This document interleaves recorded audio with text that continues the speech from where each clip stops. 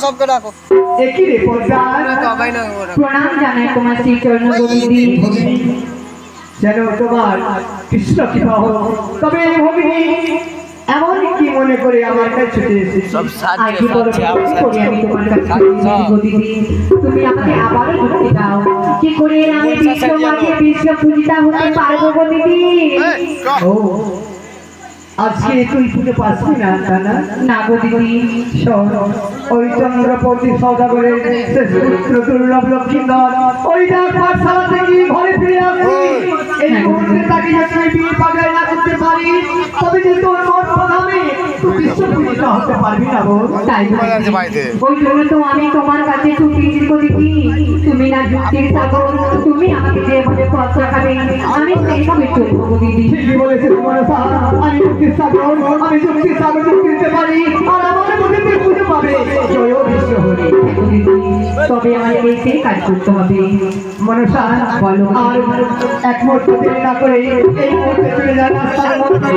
সেখানে আমরা দুই বলে আমরা ধুতে সেই ফুটবলে খেলা খেলবো। জানি কি গোবিন্দ আপনি খেলা খেলবো। চলো পিতার বাগানে ফুল আমরা এখানে মালা কেটে আমরা খেলা করবো। হবে না তাই আমি মালা কেটে আমি সুন্দর মালা খাবো।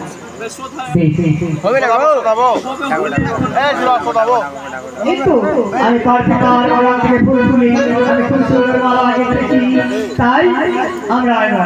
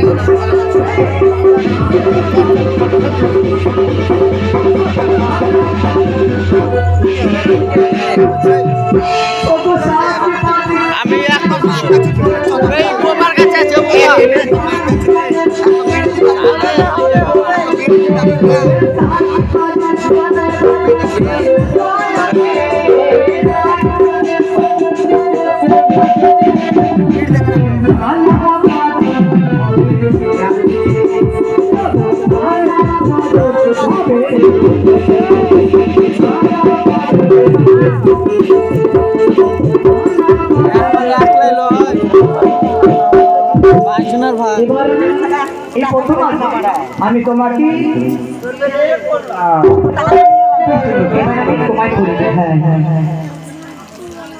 এইভাবে এই তোমায় আমি বলি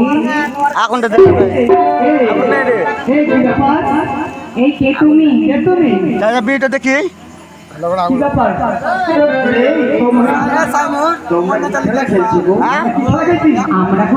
আমরা বিয়ে খেলা খেলছি গো হবে না আর গান হবে না তুমি হলে পুরুষ মানুষ আর গান হবে না তোমার খেলা হবে না তুমি হচ্ছে পুরুষ মানুষ আমরা হচ্ছে মেয়ে ছেলে মানুষ আমি সাহায্য খেলা নিয়ে হবে না আমরা কি খেলা খেলি জানো বিয়ে খেলা আলাদা সাহায্য বুঝতে পারলাম না আরে বিয়ে খেলা মানে জানো না সন্ধ্যাবেলায় বিয়ে লাগবে সকালবেলায় উঠে